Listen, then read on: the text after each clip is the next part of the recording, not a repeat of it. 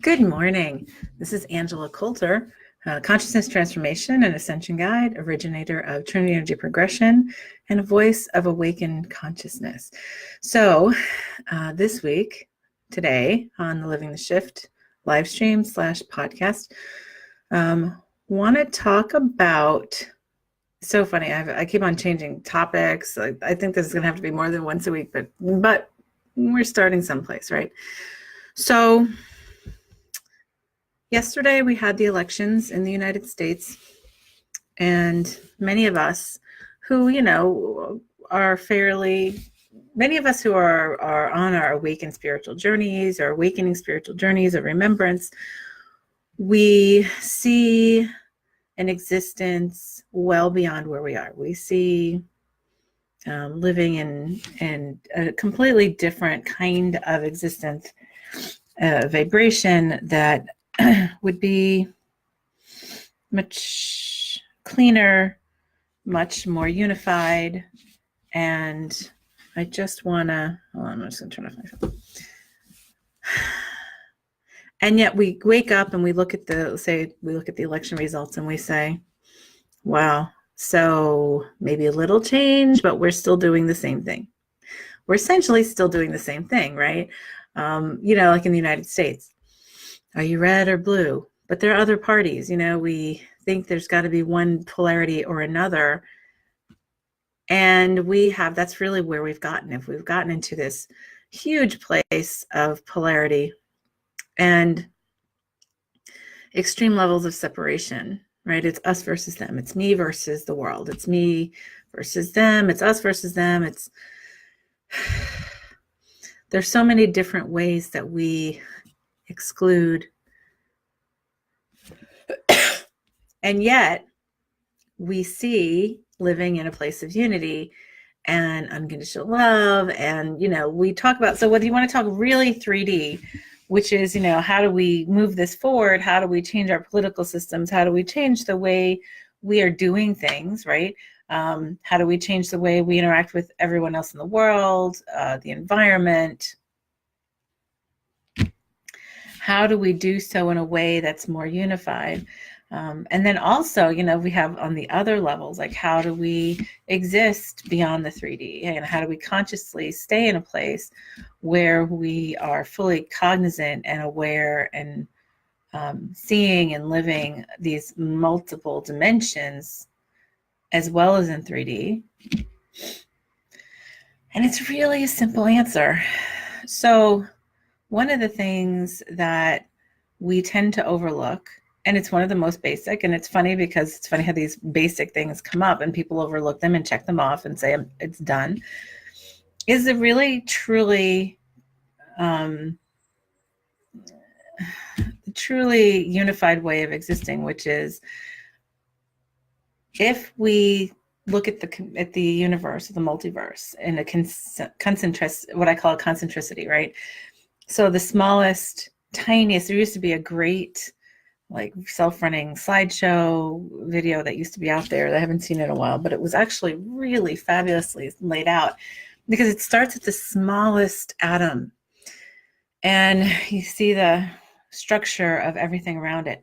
And then it sort of goes out step by step by step till you get to say galaxies, the solar system, the galaxy, and multiple galaxies. And you realize that it looks almost exactly the same as that little tiny atom.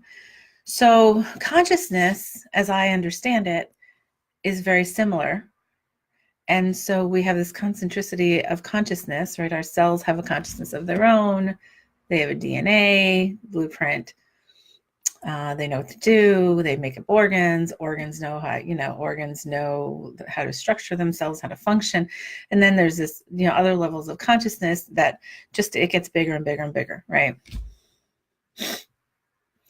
So when we look at things spiritually and we say, we're all one, what does that mean? If we look at it from the concentric standpoint, we're just pieces, or cells in a bigger consciousness. So therefore we do belong together, right? As this interconnected, interwoven existence of consciousness. And it just gets bigger and bigger as we go. So we're part of that. And it's part of how, I talk about the divine is all of us. We're the divine. I am all is me. I am, however, I call it the divine, whether you want to call it God, source, the universe, spirit, whatever. There is nothing that is truly outside of me because we're all part of the same consciousness. And we're just facets of creation that we've created from this divine consciousness. Excuse me, that like serve a certain purpose and separation to create this symphony. And I talked about that last week. So here's the thing. Here's the next step of that. Well, when we keep that in mind, right, the thing to look at is that everything around us is a part of us. So we spend so much time arguing about who's right and who's wrong, about whose reality is correct, about, who's got a better belief system, about who has a better idea about something. And we look so much, we've gotten into such a habit. And I know that's part of the existence here in the 3D when we incarnate this way. Part of our efforts have been, the whole effort has been to create through lack and separation, right? To motivate through lack and separation, right? So we're resolving that and holding this space and keeping it in existence while we are shifting our remembrance to the bigger picture, to unity, to another level, so that we can create, or not to create, because the existence is already there, that we live in a completely different earth, right? And multiverse, because it's not just us, it's the multiverse too. So where do we start, right? So that I just jumped to this really big picture really quickly. But when we look at things like the elections, and I can't even say that it wasn't me too. I woke up and I was like, okay, so yeah, a little change, but pretty much more of the same old, same old. But then, I step back, because whenever I have that judgment, I know it's a judgment, I know it's from the ego. So I step back, I look and I'm like, well, there is change, right? We have a lot of variety and diversity coming to the table now. More women, more different, nationalities. And so that's great. And there's this fine line. There's a fine line for us to look at. So that is great, because it's progress. And the reason it's progress is this: when we start bringing everybody, all the individual mixes to the table, then we more and more see how similar we all are. And it's not the differences for us to focus on, although they're for us to honor and celebrate, because the differences are what make us individual, right? So it's to recognize that, but at the same time, at the end of the day, it's for us to recognize we're all the same. We want to say humans. I go back to we're all spiritual beings having a human experience. So we're all that. We're all the divine expresses who we are to go through this particular set of lessons, or I call it notes in the symphony, to make it that symphony. And when we start looking at it from that perspective, that we can honor the differences and yet accept as the same, and accept as the same in terms of this. I look at everyone as if they are, as they are the same as me. They are divine and infinite and amazing creators. It's a matter of how much they remembered how to do yet, right? So we talk about, well, do you want to start from lack and say that I'm lacking and I don't know how to do this? Or is it truly that we do know this and we've forgotten it? It's just a matter of how to remember. I come from the latter part. That's what I teach from. That's where I live from. So anyhow, all of this down to this portion of how do we move forward? How do we really create change? Well, first, it is to accept that each difference and individuality is a perfect note at the table, right? We talked about the notes last week in one of my podcasts. I can't remember which one. Might have been this one, might have been the other one. Might have been both. So it's acknowledging and honoring the divine in each one of us, and that the divine will of creation of the facet that we've created, and also that we're all part of the same thing, and also that we're all here. So even if we start at, we're here on earth together, right? We're here a part of this interrelated macrocosm of consciousness that we call earth, right? There are so many dimensions within our bodies, within our surroundings. But if we look at the whole of earth, so many dimensions, so many pieces of consciousness, so many facets that of notes of the symphony that make up the symphony that is just earth, right? That's not even talking about like the connection to much bigger and wider consciousness and other things in the multiverse. So the key is for us to really facilitate the change and really move it. We know that at some level, it's for us to recognize it and remember it. So to really do that is for us to come to the table and say, we're in this together. It doesn't matter if you're black, white, orange, pink, purple, polka dotted, 4-legged, 6-legged, 9-legged, 2-legged, no-legged, doesn't matter. It matters that we recognize each other as divine and perfect and infinite and amazing. And of course, the perfect note for which you came here to be in this body, as well as the other parts of you that are existing in other dimensions and other places. So we have this challenge, like we say that and we say, yeah, I got it. It's easy. But then when it comes to playing in it, or actually living it, existing it, living in the shift of that, it is more of a challenge because we want to judge, right? Oh my God, I can't believe these people got into office. Oh my gosh, I can't believe, this person said this or that this happened or whatever. And we put it outside of us, right? But when we accept it as a part of us to say, so that is expressed in the way it's expressed for some reason that's serving me, otherwise it wouldn't be in my reality.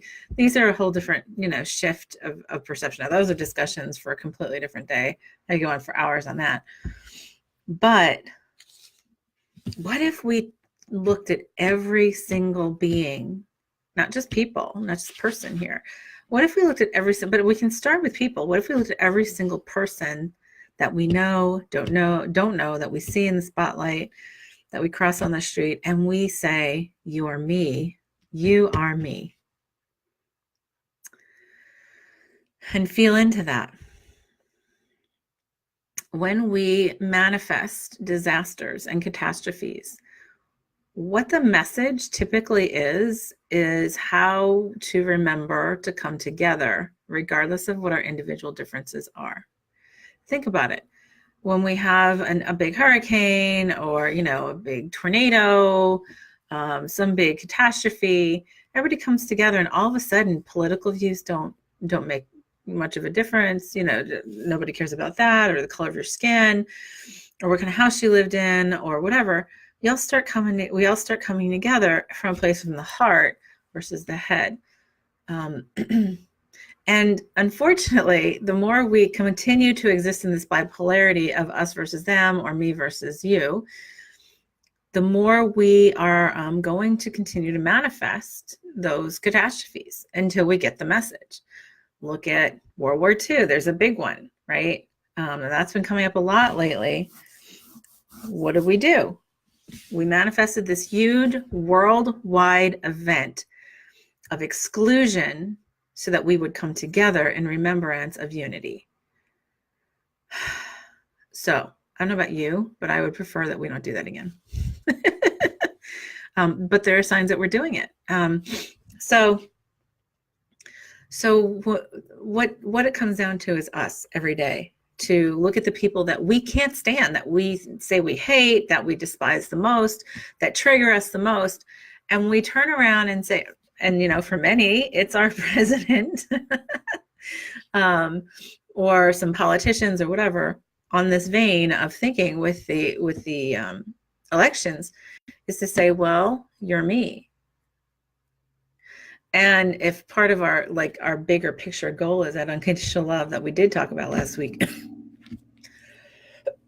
unconditional self-love, then we would definitely, then it's part of our journey to be in enough love for ourselves to be able to then extend that love to others as we recognize them as ourselves as well. So, because when we do that, then we connect telepathically, we connect, people want to call it empathically, we connect much more from the heart, which is far more important in unity versus in separation. When we can honor and see and understand the differences of our different manifestations and our different embodiments, and still connect in the heart and in oneness, that's when we find that perfect balance of this huge shift, because then everything becomes easy, because then there's nothing outside of us, right? And so many go, I'm like, it's funny because I know there's the what do you call it, the Alien Con today or something up in Maryland this weekend, and we're still talking so much, and there's ancient aliens and all this stuff, and we're talking about first contact and all this kind of stuff. And so, the discussion around that is, they're already here. Like, we already have connection with star beings. They've never been gone. It's a matter of, the many things that are coming into our consciousness on the planet, as I understand, have to do with how we are shifting in our vibration to match the higher vibrational stuff in unity, so that we can anchor into it and then proceed from there. So it sort of gives us a new foundation, a new base of existence, excuse me. So when we can come from that place of unconditional love and unity and wholeness and oneness and staying, and not just staying, but understanding and focusing on, okay, you are me expressed as you, like you are the divine expressed as you, and I am the divine expressed as me. And I thank you for taking that part of the journey. When we do that, it really softens a lot of our stuff.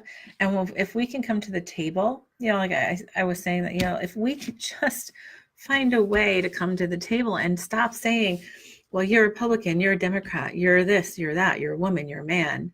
We've come almost completely, 180 on that. And it's like, oh, well, you're just a man. And I've had this discussion too, right? About, there's bias in all kinds of ways. My husband's experiences bias in his job. He's had this most challenging time progressing, because why?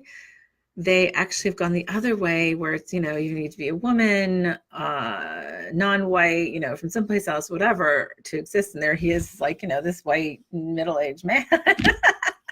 So, it's almost like, and he's a very small minority and has a hard time going anywhere, because it's almost like he's gotten drowned out. So it's like, no, let's not drown out anybody. When we start coming to the table as equals and equally divine, and honoring, wow, what a beautiful package you've chosen on your own, in this own iteration, and how unique and beautiful the note is, then we can work together, and we stop seeing people and we stop valuing them based on the color of their hair. How crazy is it that people still think that blondes are dumber? How can a hair color make any difference? And yet I hear women do that about themselves all the time, self-deprecating. Oh yeah, I'm having a blonde moment. And I'm like, what? Maybe you're just another dimension right now, So all of this comes from that, like I said, it comes from honoring the differences, and then also honoring our sameness together. The more I travel, love to travel, and I've done a lot of traveling this fall, right? In 6 weeks, I had 4 trips, and one of them was to Peru, which was a first for me. But every place I go, I love looking at the differences of the local cultures, even within our country. Local cultures, local foods, local, practices and habits, and honoring them and seeing where the similarities are. Because, when we connect with people, how do we connect with people? Through the heart, through where we're the same, right? And when we went down to Peru, it was great. One night I was in a cab with another person who's an American, and then the driver, who was Peruvian, did not speak very much English at all, and we spoke very little Spanish. But I had my Google Translator on, and the connection, the thing that was really cool in observing the whole thing was the whole conversation is we still found a way to communicate. We still found a way to find commonalities between us. We talked about families, we talked about, relationships and things like that. And it ended up being a lot of the same stuff, a lot of the same concerns, right? Talking to Peruvian, our Peruvian guy down there and talking about their political climate and talking about this and that, and finding out there's so many similarities, so many. We've become so bipolar in all these pockets, right? So what if we shifted to a perspective of how, instead of, it's me versus them, or, well, now we do this. It's funny. Oh, well, we have a better balance now, right, in the United States, because we have the Democrats in the House and the Republicans in the Senate. And it shifts constantly every election, right? And yet, in all reality, for the past, I want to say 20 years, we've gotten very little actually done in terms of shifting, instead of just spinning wheels in many cases, because it's turned into, instead of like, well, what do we do together and how do we find common ground? It's no, this is the term, but pissing contest of like who's going to be right and who's going to be wrong and who's going to win over somebody else. And nobody wins in that, because we're still then in lack. And that happens all over the place. Competition and, corporate and business in our lives. So, for us to take to task is, how do I see everything, myself in everything? Or what if I allowed myself, here's a consideration, what if I allowed myself to see myself in everything around me and see it with love? What if I tried that for one day? What if I tried it for 1 week or 1 hour? Start with an hour, then go to a day, go to a week, go to a month, and notice that as you do that and expand the time frame that you do that in, how things shift, right? Oh, what I was starting to say, I'll get to this in a second. All right. And see how things start to shift in the way you're acting with other people. So you might ask, how does that have to do with world stuff? If we all did this, we wouldn't have these issues. Like, the issues would change overnight, because we would suddenly learn how to work together, or remember how to work together in a much different way. And let the mechanism of this whole symphony that we're a part of start to actually play together in unison and harmony and mutual support, and see how much more expansive and how much faster we can go in progression. What I was talking about with the star beings, funny, I sort of got off track, is that we talk about, want to have first contact and everything else. And I'm like, well, they're already here. They're already here. It's just for us to shift our vibration, for us to meet. And what that is we keep on upping, like we call it upping the vibration, right?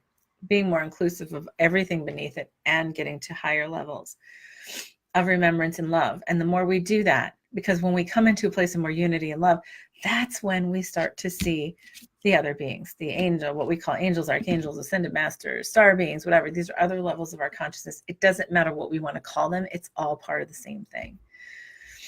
We're all from someplace else. Earth is fairly new in the multiverse, and we all came here for a very specific lesson to create, is my understanding. So none of us are really from here. I mean, there are many of us who have stayed here for a long time, or come back and done a lot of stuff here as part of the experiment, so to speak. So we're them just as much as they are us, right? So when we start looking at it from that perspective, and I've had interactions with star beings for years now, and it's not ever been scary or weird. It's just always come from here, and this connection part, because that's where telepathic communication comes from, is from unity, is from oneness. And I found that the more that I exist from there, the more that I focus my existence on that, the easier the easier it becomes for us to communicate without having to do these words of separation. All right, Stephanie, you asked, oh my gosh, my thing here goes. Can you elaborate? When we motivate through lack and separation, so the question is, when we motivate through lack and separation, which I said in the beginning here, and she said, helps me to better appreciate contrast. And she said, can I elaborate? Most of this existence, if you really step back without judgment and look at most of what we do here on earth, is most of our motivation is through lack and separation. So we feel like, we have to have when do we have an epic journey? When we hit rock bottom, when we have some big friction that's going on in our lives that we want to resolve, right? One of the most challenging things that I have in working with people, one of the most challenging kind of clients that I have is when they come in and they say, oh, I'm okay. I'm comfortable. Things are all right. They're pretty good. Because then we are out of the practice of being self-motivated to say, well, yeah, they're okay and they can be even better. They can be awesome. But many times when somebody comes into me and they have this full cornucopia of stuff that's wrong in their lives, they are so motivated to change, they're very easy to grasp onto new habits and shift into a new place. So our old habit is to really be motivated here through lack and separation and friction, to say, okay, I only want to do this because I have I have a handicap, or I have, how many of us have incarnated into a handicap or whatever, and then overcome it and then been an example for others, right? So, we have this long-standing habit of only being motivated to change when we are in a really crappy place, or we're really limited. And so we can change that. We can say, I promise, but that takes a lot of changing in terms of our habits, right? So, but then again, that comes back to the self-love, because when you come to a place of self-love, you're like, well, I can create infinitely, and I don't have to wait for the rug to get pulled out of my feet to change. And yes, the ego gets very happy in comfort, and we'll talk about that as another day's discussion altogether. But when the ego gets comfortable, it's like, well, no, here's my box, and I'm comfortable here, and it's pretty good, and I know how to do this, and then I don't want to get out of it, right? And so then it fights more and more to stay in that box, right? Until then it becomes broken for a place of motivation that pushes us to another place. So our choice is, let's shift this. We can continue that, but I choose not to. And that's what we've done for all of these messages. We've done for individual to epic planetary proportions of what's dying on the planet. What do we have to kill? What do we have to limit? Like, look at the Holocaust, look at all that kind of stuff, for us to get the message to change our ways to see things from a much more unified perspective. So yeah, I could probably do an entire live stream / podcast on that unification thing, and changing our motivations from lack and separation to one of just wholeness and completion, to say, well, I can just create this now, and this can be even better, and let's be open to those possibilities. And when that comes to me, let me allow it to happen, because almost every time we always hold on to certain things that the ego is comfortable about, even if we call it like a known evil. So that's what I was talking about in terms of that motivation. So anyway, and it's all connected to this. So like I said, the takeaway from this week is start looking at everything. Take an hour of everything. Take an hour today and look at everything as a part of you, whether it's animate, inanimate, an animal, a person, a plant, and thank it for being that expression of us as the divine, or that expression of you in a different form. And then start to expand that, and wait until really practice that until you feel it, and then expand it out until then you start seeing others, and you start seeing communities and countries and the planet all in the same way. And then we can see it, star beings and everything else the same way as well. And then we start to flow together instead of like bang against each other, So that's it for today. Thank you so much for joining me, and we'll see you next week on Living the Shift.